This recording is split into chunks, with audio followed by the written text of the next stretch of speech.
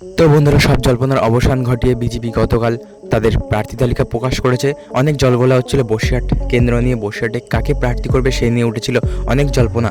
প্রধানত নাম উঠে এসেছিল মোহাম্মদ শামী, যিনি গ্রীষ্মকালে দুর্দান্ত ফর্মে ছিলেন। তার নাম প্রথমে এসেছিল বসিরহাট থেকে প্রার্থী করানোর জন্য।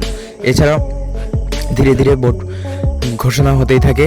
এরপরে বিজেপি যখন প্রার্থী ঘোষণা করে তার ঠিক এক দুদিন যেমন ভারতী ঘোষ ও ফাল্গুনী মিত্রের নামও উঠে এসেছিল, কিন্তু বিজেপি বিরাট চমক দেয় বসিরহাট কেন্দ্রে। আগে থেকেই জানিয়ে দিয়েছিল যে বিরাট বড় চমক থাকতে চলেছে বিজেপির বাংলা দ্বিতীয় তালিকায়। তো সেই মতো যেমন দিলীপ ঘোষকে তার পুরনো এলাকায় বর্ধমান দুর্গাপুরে দেওয়া হয়েছে, সেই জায়গায় দিলীপের জায়গায় সেখানে মেদিনীপুরে অগ্নিমিত্রা পালকে দেওয়া হয়েছে, ঠিক তেমনি বসিরহাটে এমন একজনকে দেওয়া হয়েছে যিনি সন্দেশখালীতে অত্যাচারিত হয়েছিলেন এবং সন্দেশখালীর ভূমিকন্যা শ্রীমতী রেখা পাত্র, যিনি কিনা আবার বসিরহাট থেকে লোকসভা ভোটে লড়বেন।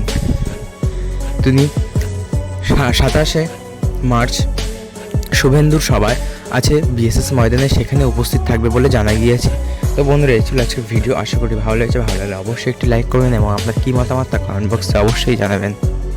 এবং আপনি চ্যানেলে নতুন হয়ে থাকলে অবশ্যই চ্যানেলটি সাবস্ক্রাইব করে যাবেন। ধন্যবাদ।